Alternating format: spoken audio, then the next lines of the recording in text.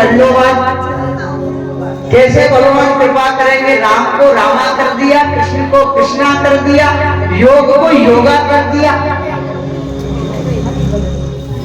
ये सारी दुर्गति इस अंग्रेजी ने की है, आपका दोष नहीं है। इससे पहले तो सब कृष्ण ही कहते थे, सब राम ही कहते थे, सब योग ही कहते थे। जब से इंग्लिश आई है तब से इंग्लिश में जब कृष्ण लिखा जाता है तो उसके पीछे ए लग जाता है। जब ए लगता है तो कोई बेचारा प्रथम बार उसका उच्चारण करने वाला व्यक्ति उसको कृष्ण की जगह कृष्णा ही पड़ेगा। लेकिन बाबा तुलसीदास जी ने स्पष्ट कर दिया, भाई भाई अलख आलस नाम जपत मंगल दिसी दस। भय से या बिना भय के, आलस्य से या प्रमोद से, जिस भी प्रकार से तुम भगवान का नाम लोगे, नाम तुम्हारा कल्याण ही करेगा।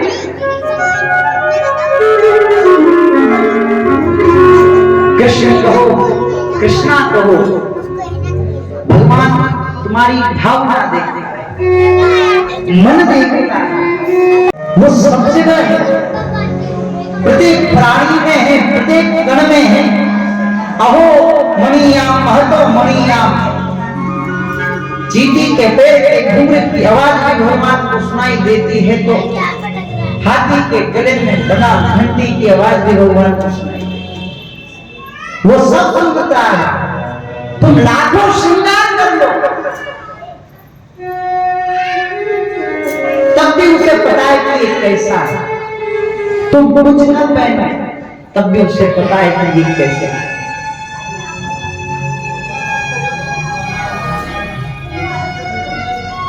महाराज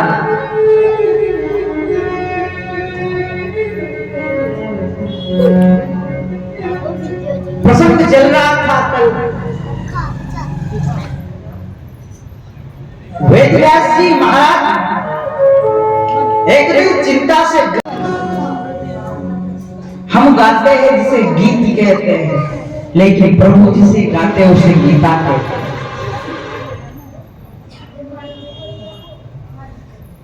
अगर आप कोई ग्रंथ न पढ़ पाओ जीवन में तो आए कौन? नारायण। इसलिए मैं आपको भी सूचित करता हूं, यदि किसी के अभी 1-2 साल का बच्चा हो ना तो उसका नाम बदल के भगवान के नाम से रख देना, कल्याण चाहते हो तो।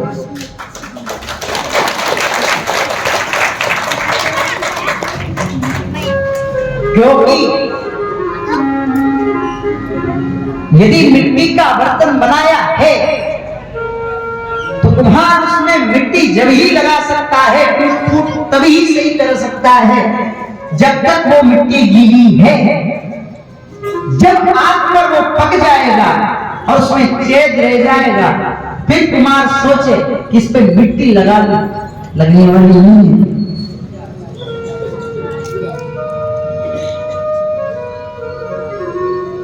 इसलिए नाम की बड़ी बड़ी बात है। व्यास जी महाराज ने कहा कि नारद जी मैं क्या करूं? तब नारद जी महाराज ने व्यास जी महाराज को अपने पूर्व जन्म की कथा सुनाई। सुनो व्यास जी महाराज, मैं दूसरे की तो नहीं जानता, खुद की बताता हूं। मैं नारद अहम पुरातीत भवे भवस्वमं दास्यात् कस्यात् चरवाद वेदिना। ओम नमो भगवते वासुदेवाय। ओम नमो भगवते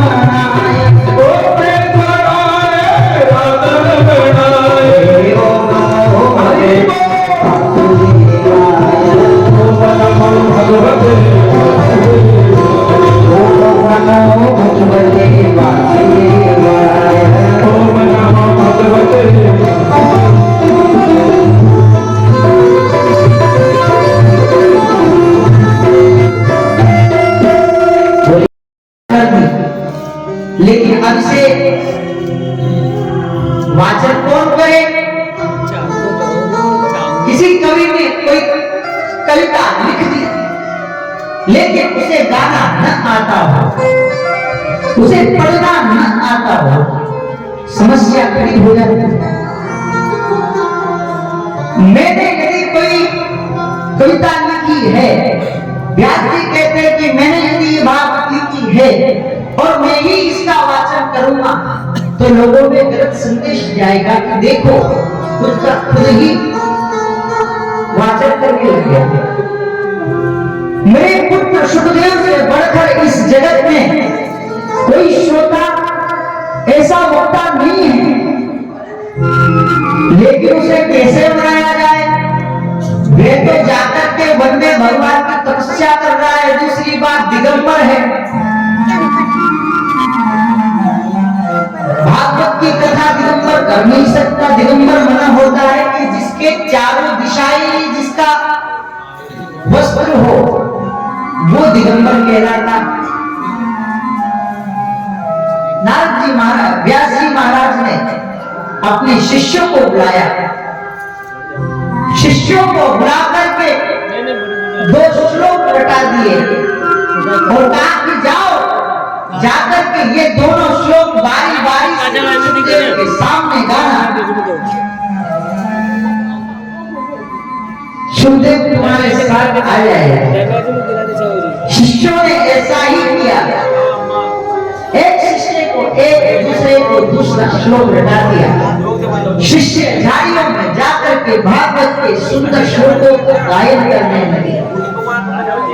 पहले शिष्य ने गाया, अहो बगीय स्तन काल कूटम जिघासया काय रक्षसाधि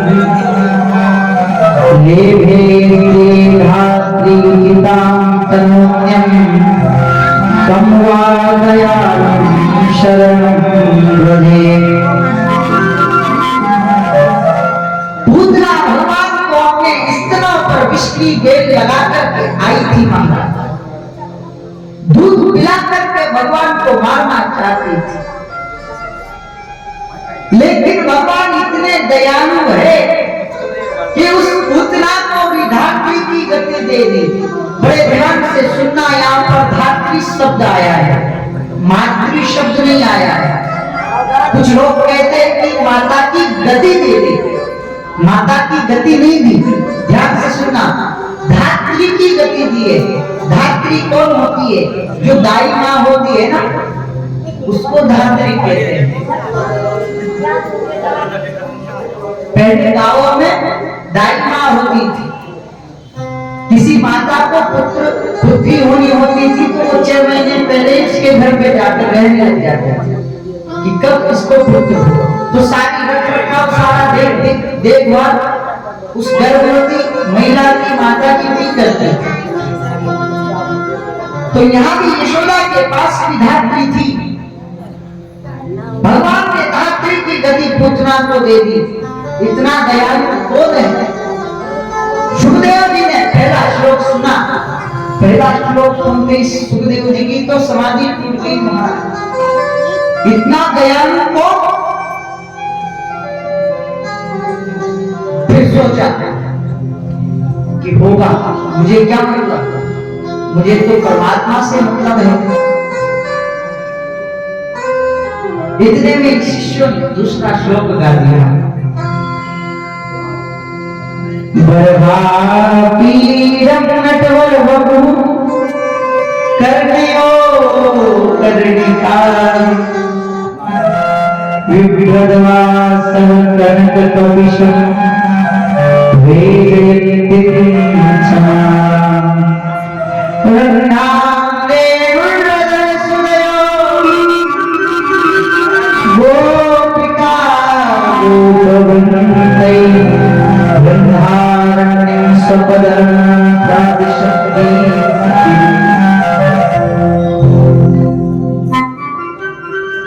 स्वपद रमणम, भगवान ब्रज में कैसे चल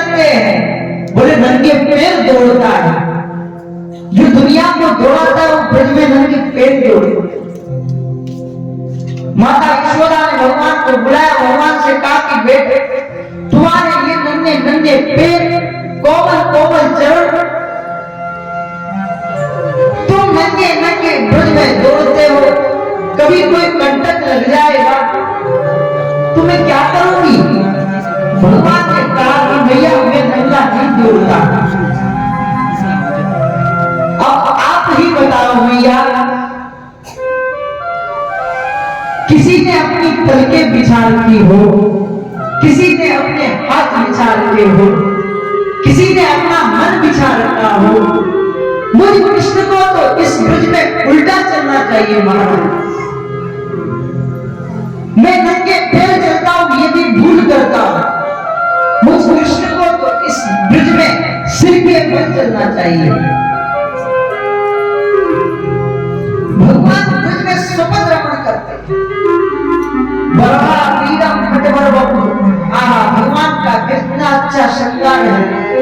एक दुल्हन के भांति भगवान ने श्रृंगार किया हुआ है और मट के भांति उछल उछल करके ग्वाल बालों के संग गायों को चराते हुए बंसी का वादन करते हुए भगवान विचरण करते हैं।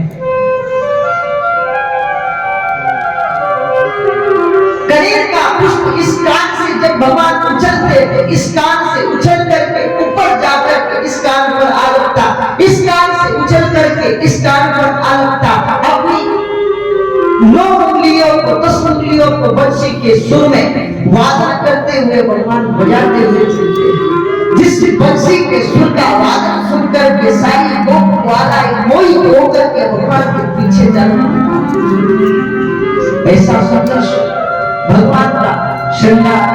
और फिर लिखा स्वपद रमण वैजयंती की माला मानो, लाखों चंद्रमा भगवान के गले में विराजमान हो, सूर्य की किरणें भगवान के साथ स्वपद रमण कर रही हो।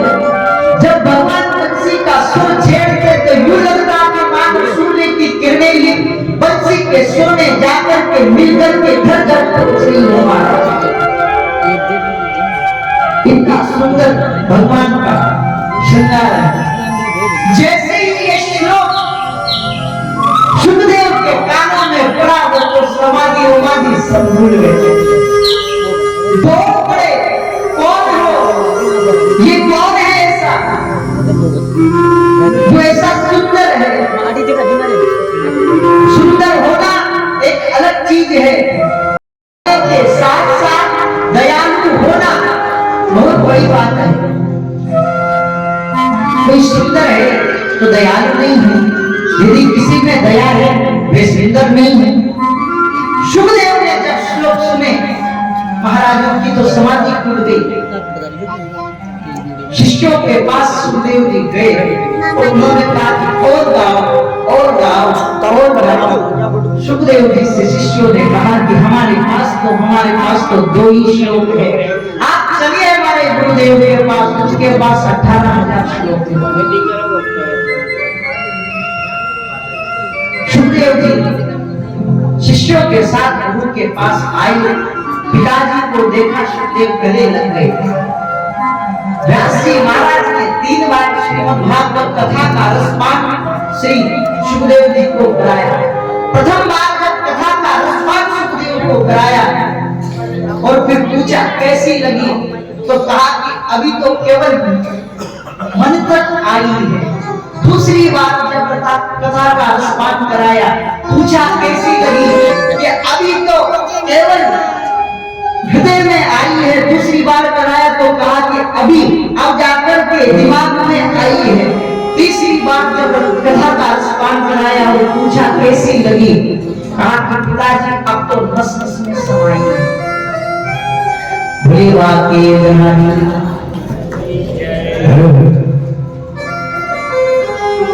सुखदेव जी महाराज को कथा का रसपान कराया। वही कथा देव जी ने फिर परीक्षित को सुनाई। पूछ लिया परीक्षित का जन्म कैसे हुआ। सूत जी से शौनकादि ऋषियों ने पूछ लिया परीक्षित का जन्म कैसे हुआ, ये परीक्षित कौन है। तब फिर वृतांत सुनाया। महाभारत जब समाप्त हो गई तब अश्वत्थामा ने परीक्षित को मारने की बड़ी कल आपको कथा सुनाई। परीक्षित को मारने की बड़ी भूल की, लेकिन भगवान ने गर्भ में जाकर के परीक्षित की रक्षा की। भगवान जाने ही वाले थे द्वारिका से की भगवान ने इधर युधिष्ठिर बैठने को तैयार नहीं राजगद्दी। युधिष्ठिर कहते हैं कि मैं कैसे बैठूं, मैं नहीं बैठ सकता। लाखों लोग मर गए हो, हजारों स्त्रियां विधवा हो गई हो, उस जगत का सिंहासन में नहीं ले सकते। भगवान ने गीता का उपदेश किया लेकिन नहीं समझा। जो गीता अर्जुन को रणभूमि में भगवान ने सुनाई, वही गीता युधिष्ठिर को भगवान ने सुनाई, लेकिन युधिष्ठिर के भेजे में नहीं बैठी। क्यों नहीं बैठी? क्योंकि युधिष्ठिर भगवान को अपने से छोटे मानते थे, भगवान की तो दृष्टि ही नहीं थी। लेकिन अर्जुन तो साक्षात नारायण का स्वरूप मानते थे। इसलिए कथा को भाव से सुनना चाहिए। यदि कथा आप भाव से सुनोगे तो आपको लगेगा कि हम पर महती कृपा हो रही है। यदि बिना भाव के कथा सुनोगे तो मुझ में भी साधारण इंसान नहीं पाओगे।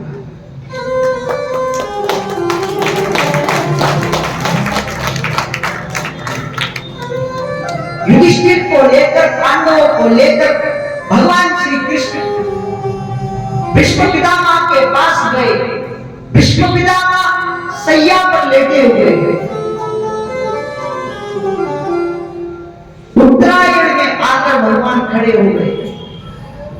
भीष्म पितामह का संकल्प था कि मैं जब मरूं, जब उत्तरायण हो। उत्तरायण का दो अर्थ है, एक तो नारायण भगवान कृष्ण उत्तरायण, दूसरा सूर्य जब उत्तरायण में आए तब मेरी मृत्यु हुई।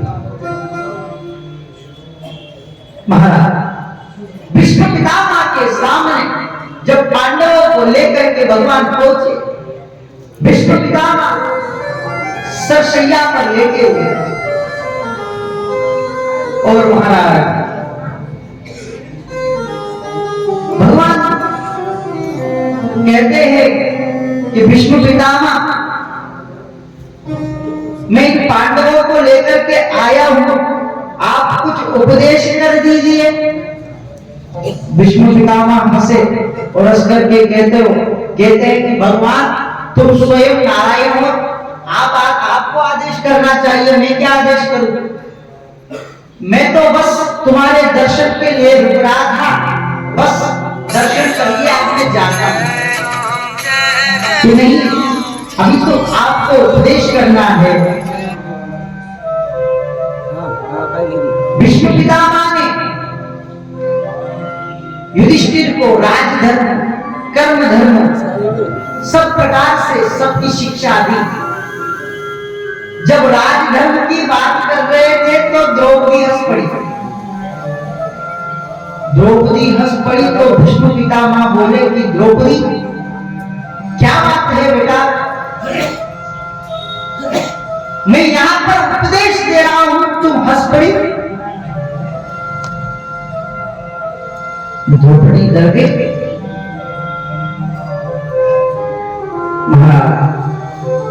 द्रौपदी ने कहा कि पितामह ठीक है, आप इनको उपदेश दे रहे हैं, अच्छी बात है, राजधर्म का उपदेश दे रहे हैं, अच्छी बात है, लेकिन जिस वक्त दुशासन मेरी साड़ी को खींच रहा था, कौरव मुझे भरी सभा में जलील कर रहे थे, उस वक्त आप भी वहीं बैठे थे, क्या आपकी तलवार उस वक्त नहीं निकली? क्या आपने उस वक्त राजधर्म याद नहीं आया? भीष्म पितामह कहते हैं कि द्रौपदी जैसा अन्न खाते हैं ना, वैसे ही बुद्धि हो जाती है, जैसा जल पीते हैं वैसी वाणी हो जाती है।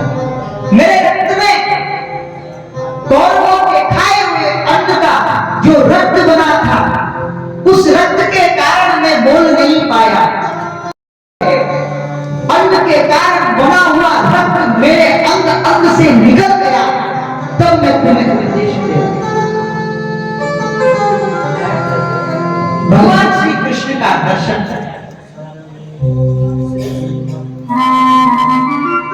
भीष्म पितामह ने किया, सबको समझाया और भीष्म पितामह भगवान की बड़ी सुंदर स्तुति करते हैं। भीष्म स्तुति से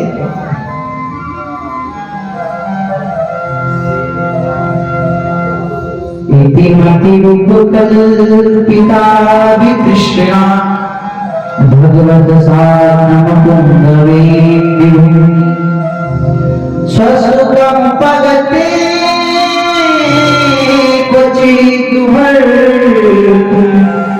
प्रकृति मते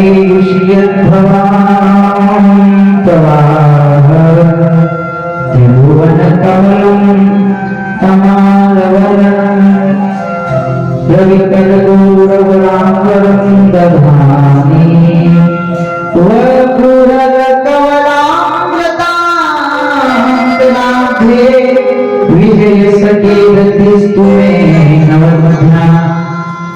भीष्म पितामह भगवान से कहते, भगवान एक कृपा कर दो, मेरी एक पुत्री है। भगवान कहते हैं, महाराज आपका विवाह नहीं हुआ, आपकी पुत्री कहां से होगी? कोई अलग से कर रखा था क्या? कि नहीं नहीं, मेरी एक पुत्री है, ये मेरी मति है ना, ये मेरी पुत्री है। बड़ा सुंदर प्रसंग है, थोड़ा ध्यान से सुनना। ये मेरी मति है ना, ये मेरी पुत्री है। एक काम कर दो कि क्या इस मति रूपी पुत्री को तुम अपने चरणों में रख लो। इति मति रूपकल्पिता विकृष्णा, ये जो तृष्णा है ना, इसको भी भगवान आप अपने चरणों में रख लो। बार बार ये जगत के झमेलों में फंसाती है। तृष्णा कभी पूरी नहीं होती। 1 लाख कमा लिए, फिर आदमी 10 लाख कमाने की सोचता है। 10 लाख कमा लिए, फिर आदमी 100 करोड़ कमाने की सोचता है। तृष्णा कभी पूरी नहीं होती। भीष्म पितामह सुंदर स्तुति करते हैं। भीष्म पितामह कहते हैं, भगवान आपको पता है, जब युद्ध की तीसरा दिन था, मैं युद्ध कर रहा था, तो दुर्योधन कह रहा था कि ये भीष्म पितामह तो हमारी तरफ से लड़ ही नहीं रहे, लग ही नहीं रहा कि हमारी तरफ से लड़ रहे। अगर लगता तो आगे जाकर के पांडवों का मुकाबला करते, लेकिन ये तो आगे जाकर मुकाबला कर ही नहीं रहे। इतनी बात भीष्म पितामह ने सुनी, दुर्योधन से कहा कि दुर्योधन, या तो कल अर्जुन रहेगा या फिर कल मैं रहूंगा। दुर्योधन अगले दिन वही हुआ। भीष्म पितामह लड़ने के लिए जैसे ही आए, अर्जुन का पीछा पकड़ लिया, और जैसे ही भीष्म पितामह तीर चलाने लगे, अर्जुन के हाथ से गांडीव गिर गया, रथ का पहिया टूट गया। भगवान से प्रतिज्ञा थी भीष्म पितामह की कि या तो खुद मुझे मारने के लिए आ जाओ, वरना आज मैं यहां से युद्ध से पीछे हटने वाला नहीं हूं। भगवान कृष्ण ने सोचा कि अगर आज अर्जुन को नहीं बचाया तो भीष्म पितामह अर्जुन को मार देंगे। भगवान टूटा हुआ रथ का पहिया लेकर के भीष्म पितामह की तरफ दौड़ देंगे। भगवान का दुपट्टा एक तरफ पड़ गया, मुकुट नीचे गिर गया, चरण पादुकाएं दूसरी जगह पड़ गई। महाराज इस छवि को देख रहे हैं। भीष्म पितामह अपना गांधी त्याग दिया, तीर बाण त्याग दिया और भगवान के चरणों में गिर गए कि अब तो भगवान मार दो तो कुछ नहीं, अब टेंशन ही नहीं है। जब स्वयं जगत का मालिक किसी को मारने के लिए आया हो तो उससे बढ़िया मुक्ति क्या होगी महाराज? वही स्तुति कर रहे हैं, प्रभु तुमको याद है जब तुम मुझे मारने के लिए दौड़ करके आए थे, जब तुम्हारा दुपट्टा कहीं पर पड़ा हुआ था, तुम्हारी पादुकाएं कहीं पर गिर गई थी, तुम दौड़ करके आकर के जो छवि मेरे सामने जो आई थी उस छवि का दर्शन करते करते मैं धन्य हो गया था महाराज। वापस पीठ की पहना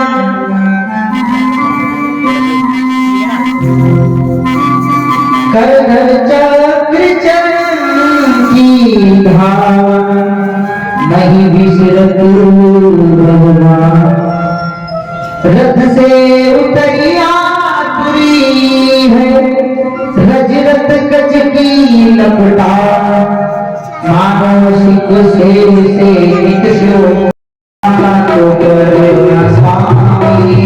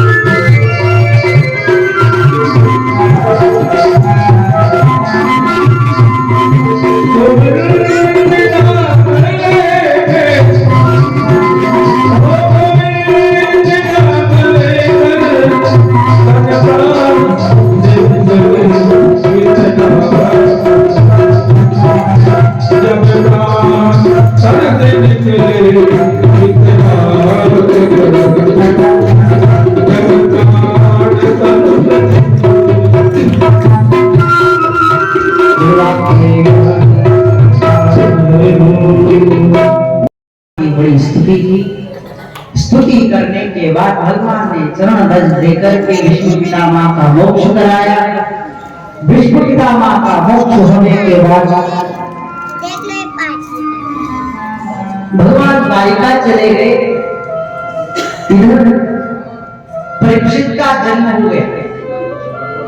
परीक्षित का जन्म हुआ तो परीक्षित रो रहा है, किसी से चुप नहीं हो रहा। और मानव कह रहा है, परीक्षित मुझे जन्म देने वाला कह, परीक्षित कह। इसी में उनका नाम परीक्षित पड़ गया। भगवान को सूचना लगी कि पांडवों के पुत्र ने जन्म लिया है। भगवान वापिस हस्तिनापुर लौटे। परीक्षित को जैसे ही गोद में भगवान ने लिया, परीक्षित चुप हो गए। सोचो कितनी बड़ी भक्ति की होगी परीक्षित ने। गर्भ में जाकर बजाया, जैसे ही जन्म लिया गोदी में ले लिया, और जब परीक्षित की मोक्ष हुआ, भगवान ने अपने चरणों में स्थान दे दिया। विष्णु पितामह भी यही चीज कह रहे हैं स्तुति में, बस इतनी सी कृपा करो कि जब मेरे प्राण निकले तुम सामने हो। क्योंकि कहते हैं कंठे गुरगुराए थे। आदमी से कहो कि भगवान का भजन कब करोगे, कि जब वृद्धावस्था आएगी तब करेंगे। कमर 3 जगह से टेढ़ी हो जाएगी, आंख से दिखना बंद हो जाएगा, कान से सुनना कम हो जाएगा, मुख से बोलना कम हो जाएगा, पेट का चलना कम हो जाएगा। तब कहते हैं भगवान का भजन करेंगे। क्या भजन करोगे? आगे वर्णन आएगा कपिल देवहूति संवाद में। महाकपिल भगवान माता देवहूति को उपदेश देते हैं कि माता ये गर्भ इतना, ये जीव इतना बेकार आदमी है, इतना बेकार है, इतना चालाक है कि क्या बताऊं। गर्भ में रहता है जब भी दुख पाता है और कहता है कि भगवान कृपा करके मुझे गर्भ से बाहर कर दो। क्या करेगा? कि तुम्हारा भजन करूंगा। कि ठीक है, गर्भ से बाहर आ गया, भगवान कहते भजन कर। ये कहता है कि बड़ा तो होने दो, बोलने तो दो, तभी तो करूंगा। ठीक है, बोलने लग गया। अरे महाराज थोड़ा पढ़ तो लेने दो, तब भजन करूंगा। पढ़ लिया, नौकरी लग गया कि भजन कर। कि महाराज थोड़ा परिवार के लिए धनार्जन तो कर लेने दो, फिर भजन करूंगा। कर लिया धनार्जन, बुढ़ापा आ गया। भगवान की नोटिफिकेशन आती है वृद्धावस्था में, सूचना आती है महाराज। पहली सूचना आएगी बाल सफेद हो जाए।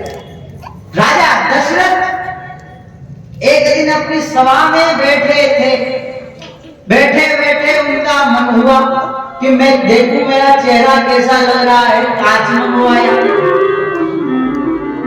तो कांच में चेहरा देखा तो क्या पाया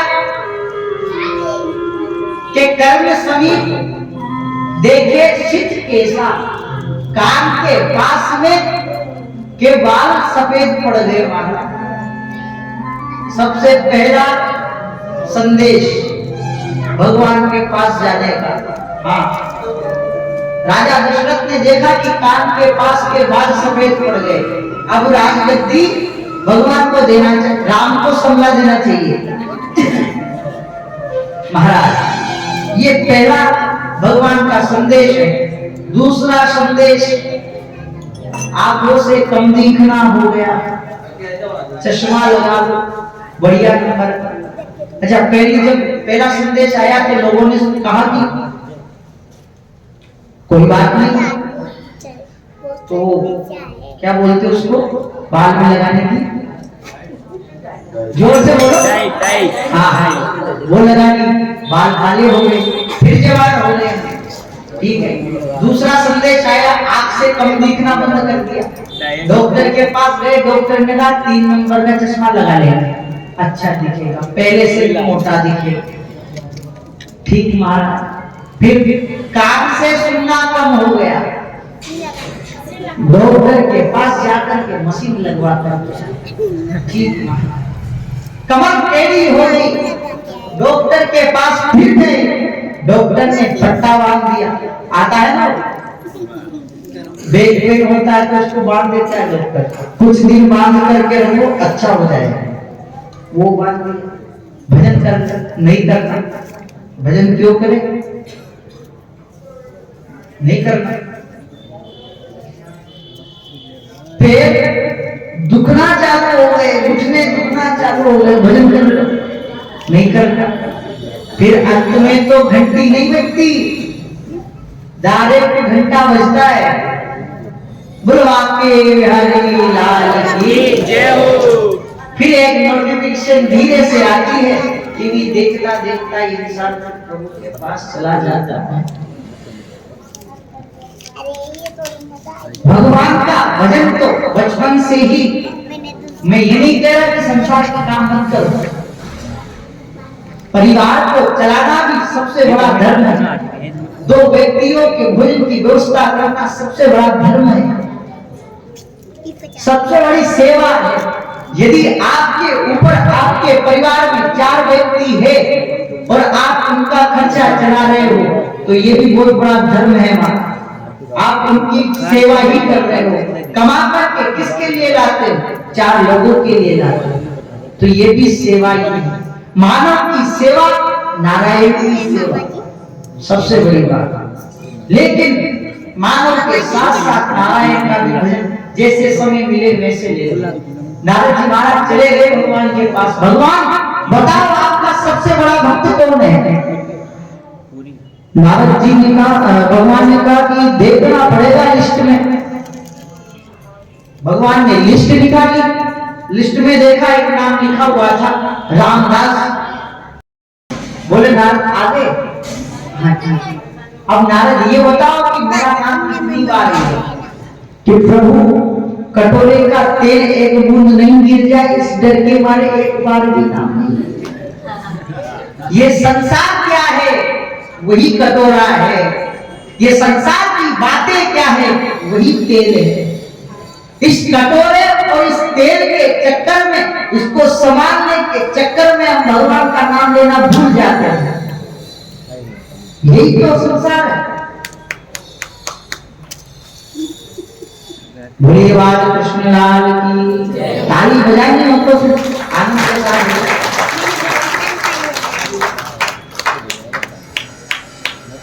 परीक्षित का जन्म हुआ, भगवान ने गोद में लिया, गोद में लेकर के भगवान ने परीक्षित का नामकरण किया। परीक्षित का नामकरण करके भगवान अपने धाम को जाने वाले थे। अर्जुन से कहा कि अर्जुन चलो मुझे छोड़ करके आओ। भगवान को अर्जुन छोड़ करके आए। फिर अर्जुन को आदेश दिया कि ये जितने भी ग्वाल है इनको सबको ब्रज छोड़ करके आओ। जब अर्जुन भगवान का संदेश पाकर के ग्वाल वालों को, गोपियों को ब्रज छोड़ने के लिए जाने वाले थे, बीच में ही बहरिया का रूप धर करके भगवान आए, सब ग्वाल वालों को लूट करके ले गए। अर्जुन लौटा, अर्जुन से कहा कि भगवान को तो लूट लिया कि सब मेरी ही लीला थी, अब मैं जाता हूं, तुम आराम से मेरा भजन करना। भगवान बंशी बजाते हुए आके एक बहरिया आया, बहरिये ने भगवान के चरणों में फिर लगाया और भगवान अपने धाम को चले गए।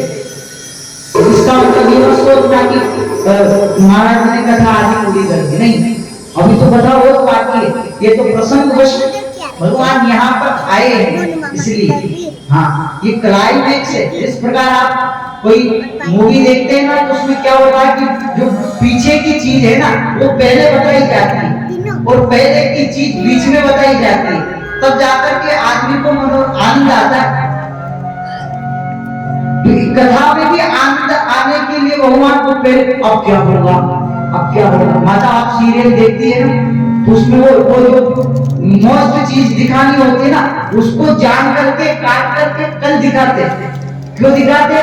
ताकि इंटरेस्ट बना रहे कि अब कल क्या होगा। सास भी कभी बहू थी और फिर बहुत सास बन जाएगी। तो ये इंटरेस्ट के लिए भगवान चले गए अपने स्वधाम। अर्जुन आ गए।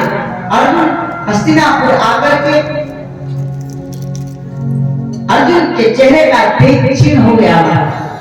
युधिष्ठिर ने पूछा, अर्जुन आज तुम्हारे चेहरे का तेज क्यों क्षीण है? युधिष्ठिर अर्जुन ने कहा कि महाराज क्या बताऊं। युधिष्ठिर ने कहा कि अर्जुन व्यक्ति के चेहरे का तेज 3 प्रकार से नष्ट होता है। ध्यान से सुनना, व्यक्ति के चेहरे का तेज 3 प्रकार से नष्ट होता है। पहला, गोहत्या करने से, दूसरा पर स्त्री गमन करने से, तीसरा कोई अपना खास व्यक्ति हो, अपना परिवार का व्यक्ति हो, वो हमें छोड़कर चला जाए। अर्जुन से पूछा क्या तुमने गोहत्या की है? अर्जुन ने कहा नहीं। तो क्या तुमने परस्त्री गमन किया है? अर्जुन ने कहा नहीं। तो फिर क्या तुम्हारा कोई अपना व्यक्ति तुम्हें छोड़ करके चला गया है? तब अर्जुन ने कहा कि क्या बताओ भ्राताश्री, हमारे प्रभु ही हमें छोड़ करके चले गए। तब पांडवों ने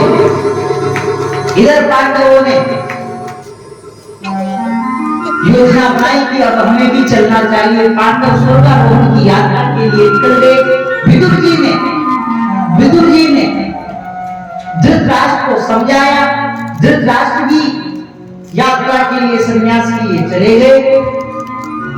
उसके पश्चात परीक्षित को राजगद्दी पर बिठा करके तिलक करके पांडव स्वर्गारोहण की यात्रा के लिए चले गए। महाराज परीक्षित धीरे धीरे बड़े हो गए। परीक्षित बड़े हुए, समझ में आया। एक दिन परीक्षित का मन हुआ कि मैं जिस राज्य का राष्ट्रपति हूं, जिस राज्य का राजा हूं, उस राज्य को मुझे भी देख करके आना चाहिए कि मेरी जनता कैसी है। परीक्षित का मन हुआ आर्केड खेलने जाने का, शिकार करने जाने। तो परीक्षित ने, अब इस कथा को ध्यान से सुनना, परीक्षित ने वन में गया। तो वन में जाने से पूर्व एक अपना जो धनकोष का कमरा था उसमें जाकर के जो एक स्वर्ण मुकुट था उसको अपने शीश लगा लिया। उसको लगा करके परीक्षित गया वन में जा रहा था, उधर से लौट रहा था। परीक्षित को प्यास लगी। प्यास लगने के कारण ढूंढते ढूंढते एक आश्रम पे पहुंचा। श्रृंगी ऋषि वहां तपस्या कर रहे थे। महाराज परीक्षित ने आवाज दी। संत तपस्या में लीन थे। लीन होने के कारण परीक्षित की आवाज न सुन सके। परीक्षित को क्रोध आया। क्रोध आने के कारण परीक्षित ने मरा हुआ सांप उठाया। उठा करके संत के गले में डाल करके चला। जब परीक्षित भगवान संत के गले में मरा हुआ सांप डाल करके चला गया, घर पे जाकर जैसे ही मुकुट उतारा, तब परीक्षित को ध्यान आया इसमें तो कलयुग है। जब परीक्षित आगे खेलने के लिए गया तब वहां पर उसे एक भेड़ मिला जिसके 3 पैर टूटे हुए थे। ये कथा क्यों हुई? सांप को डाला गले में। उसके पीछे का वृत्तांत ये है कि जब परीक्षित गया तो उसे एक बैल मिला जिसके 3 पैर टूटे हुए थे। एक पैर बाकी था। एक कालरूपी व्यक्ति उसके 4था पैर भी तोड़ने के लिए तत्पर था। परीक्षित ने कहा कि तुम कौन हो? बोले कि मैं धर्मकुमार, मेरे 3 पैर टूट गए, 4था पैर ये कलयुग तोड़ने के लिए तैयार है। उस व्यक्ति से पूछा तुम कौन हो? कि मैं कलयुग हूं, मैं आने वाला हूं। परीक्षित ने कहा कि जाओ, तुम निकल जाओ मेरे राज्य से। कि भगवान ने तुम्हारे राज्य से कहा निकलो, जहां देखो यही तुम्हारा राज्य, पूरी पृथ्वी पर तुम्हारा राज्य है, कहा ना कुछ स्थान दे दो। तब भगवान परीक्षित ने कलयुग को 4 स्थान दिए। द्यूतपान स्त्रिय सूना 4 स्थान दिए। द्यूतपान मदिरा में तुम्हारा स्थान है। द्यूत क्रीड़ा जहां पर ताश खेली जाती है ना, वहां कलयुग का स्थान है। अच्छा, इसमें एक नियम होता है ताश खेलने वालों का, मैंने सुना है। वो क्या करते हैं कि जब तक जीतते रहेंगे, कोई आदमी जीत गया, मान लीजिए कि 1 लाख जीत गया, 1 लाख जीत गया, और उस 1 लाख जीत गया तो उसको फिर जाने नहीं देंगे जब तक कि वो 1 लाख नहीं आ जाएगा। तो कभी भी किसी का भला नहीं हुआ इस काम से। द्यूत क्रीड़ा जो ये ताश कहते हैं जिसे, जिसमें भी पैसा लगाया जाता है और खेल खेला जाता है उसे द्यूत कहते हैं। चाहे वो क्रिकेट हो, चाहे वो ये कोई भी खेल हो, जिसमें पैसा लगा करके खेला जाता है वो द्यूत कहलाता है। पान पीना, शराब पीने में कलयुग का वास है। जिस घर में कोई व्यक्ति यदि मदिरा पीता है, उस घर में महाराज कभी शांति नहीं ले सकते। किसी न किसी प्रकार से उस घर में कष्ट आते ही रहेंगे, किसी न किसी प्रकार से उस घर में पीड़ा आती ही रहेगी। इसका कोई इलाज नहीं है। रात को तो पी करके घर पे पड़े हुए, सुबह उठकर के स्नान करके भगवान का दर्शन करने जा रहे हो, ये भक्ति नहीं है।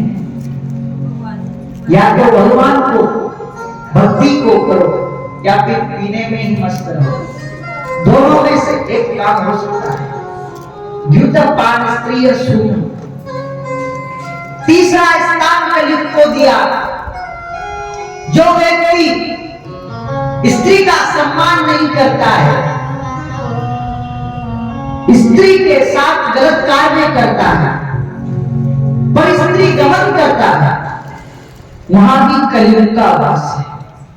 जब तीर्थ स्थान दे दिए, कलयुग ने कहा कि महाराज मजा नहीं आया, एक स्थान और दो। तब कलयुग को चौथा स्थान दिया कि जाओ स्वर्ग में तुम्हारा स्थान। जैसे ही कहा कि स्वर्ग में तुम्हारा स्थान है, कलयुग जाकर के महाराज के कुटीर में बैठे। संतों ने प्रश्न कर दिया, क्यों जी महाराज, भगवान गीता में कहते हैं सब रसों में श्रृंगार में हूं, धातुओं में स्वर्ण में हूं, रत्नों में हीरा में हूं, ग्रहों में सूर्य में हूं, तो फिर कलयुग को सोने में स्थान क्यों दिया? बताओ, पता है किसी को? नहीं पता। बोले कि जो ईमानदारी से कमाया गया सोना है, जिस ईमानदारी से आपने पैसा कमाया, उसके द्वारा आपने कोई भी गहना बनवाया, उसमें तो भगवान निवास करेंगे। लेकिन जो बेईमानी से कमाया हुआ पैसा है, उसके द्वारा बनाया गया सोना, उसमें भगवान निवास नहीं करेंगे, उसमें तो कलयुग ही निवास करेगा।